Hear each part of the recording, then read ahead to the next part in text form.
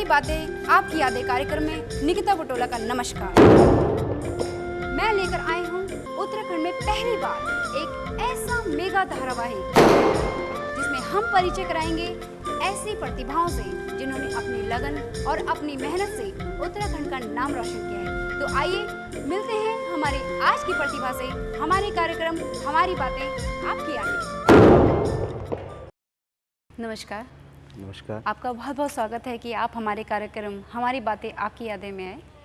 चल बेटी कहणु कद का आसान छ तुम ते पता छ कि बेटी दुई घर हुंदिन, एक मैत और एक ससुराल।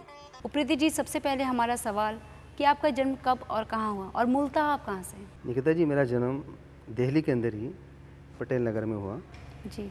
पर मेरा मूल निवास ग्रामीण का पट्टी असोल से हूँ, ग्राम सकनौली, पोस्ट ऑफिस पुलिस हूँ, डिस्ट्रिक्ट गढ़वाल है। पढ़ाई का सिलसिला चला वो यहीं दिल्ली में? हाँ, मेरा पढ़ाई का सिलसिला दिल्ली में ही। मैंने जो एकेडमिक क्वालिफिकेशन दिल्ली में 12th की, उसके बाद टेक्निकल क्वालिफिकेशन मेरी बीटेक है। तो आगे आपने आप सिंगिंग क्षेत्र में आए, आप अभिनय के क्षेत्र में आए, तो आपने इसके बारे में कैसे सोचा कि बचपन से ही आपको इसकी तरफ रुझान था? पहाड़ का रुझान मुझे गानों का तब पड़ा। मदर गांव में रहा करती थी। जब गांव जाया करता था तो गांव में गाने चला करते थे जी। तो मैं उन गानों को गुनगुनाया करता था। जब भी स्कूल के दिल्ली में फंक्शन हुआ करते थे या सांस्कृतिक कार्यक्रम हुआ करते थे जी। तो उसमें मैं बढ़ चढ़ के हिस्सा लिया करता था। तो कभी बंगाली सॉन्ग गा देना, कभी उड़ीसा, कभी राजस्थानी। करते करते हमारे उन्होंने कहा कि तुम एक पहाड़ी भी सॉन्ग सुनाइए। तो उस ज़माने का जो एक पहाड़ी सॉन्ग था जो मेरे जहन के अंदर है, जिसका बहुत ज़्यादा गुनगुनाते थे, जिसको मैं बहुत ज़्यादा गुनगुनाता था, तो आपको गा के सुनाऊं? जी। बिक्रम डारे बुरारे रेस कम कैर उकली ऊंधार भैजी मी लगद डैर हारजों का झीस बिक्रम हारजों का झीस गाड़ी लमडे गया या बिक्रम छाम खाला बीच। क्या बात है। तो तब भी आप ऐसे ही गाते थे जैसा आप आज गा रहे हैं?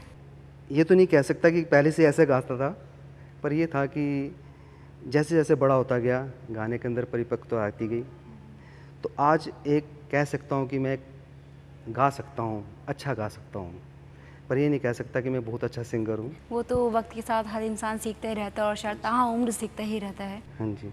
गायन के क्षेत्र से आपका एकदम अभिनय की तरफ आपका रुख करना, क्योंकि आपने बहुत सी फिल्मों में अभिनय भी किया है, उसके बारे में कुछ बताइए। उस तरफ आना आपका कैसे हुआ? इस बात को तो सुन के आपको हैरानी होगी, यानी मैंने बहुत ही कल्चर प्रोग्राम किए।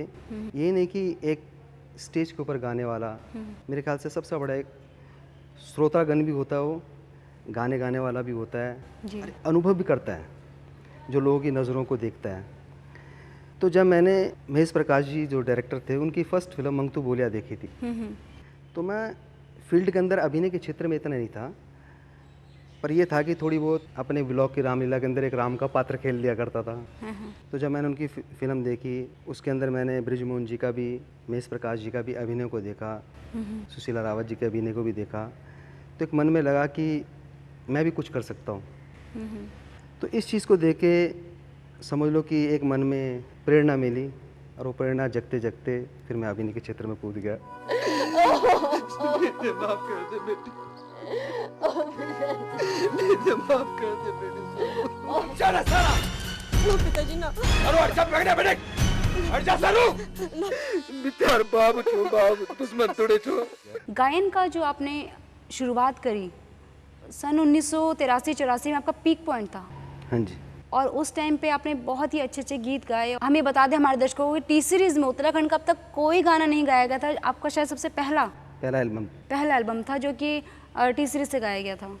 तो इसकी शुरुआत कैसे हुई आपकी? गायन के क्षेत्र में आपकी एंट्री कहाँ से हुई? इसका एक बहुत बड़ा इतिहास ही समझ लो कि हमारे यहाँ एक बहुत बड़ी एक कल्चर पार्टी हुई थी, गुमान सिंह रावत जी की पार्टी आई थी। तो उस पार्टी के अंदर कल्चर प्रोग्राम चल रहा था पहाड़ का। तो मेरे दोस्तों ने कहा भाई तुम भी थोड़ा सा गा लो। तो मैंने उस टाइम गाना गाया, गोस्वामी जी का था, हाय तेरी रुमाला गुलाबी मुखड़ी। तो वहाँ से मुझे कुछ एक ताकत मिली कि मैं भी गा सकता हूँ। तो फिर मैं सोनोटॉन में गया, तो सोनोटॉन से मैंने रिकॉर्डिंग करी। सोनोटॉन में मैंने गढ़वाली गीतमाला, दूसरी हायरे में जा। फिर इसके बाद फिर मैं टी सीरीज़ में गया। उस टाइम में गुलशन कुमार जी मुझे मिले, तो उनसे मैंने बातचीत करी। जी। तो फिर मैंने फर्स्ट गढ़वाली वहीं रिकॉर्ड की। उससे पहले तक कोई गढ़वाली कैसेट वहाँ पे रिकॉर्ड नहीं हुई? टी सीरीज़ के अंदर कोई गढ़वाली कैसेट उस टाइम नहीं बनी थी, तो फर्स्ट मेरी थी, जिसका टाइटल नेम ठंडो मठू हवा चले थी। और आपने जो पहला गीत गाया जिसको रिकॉर्ड करवाया वो कौन सा था? जो मैंने फर्स्ट गीत अपनी ज़िंदगी में फर्स्ट टाइम सोनोटोन में रिकॉर्ड किया, तो उसकी मैं आपको 2 लाइन सुना के। बिल्कुल। उचनी सी डांड कांट कन यूं कुबेसा, उचनी सी डांड कांट कन यूं कुबेसा, भग्यान मुलुक होलु मेरो गढ़ देसा, उचनी सी डांड कांट कन यूं कुबेसा।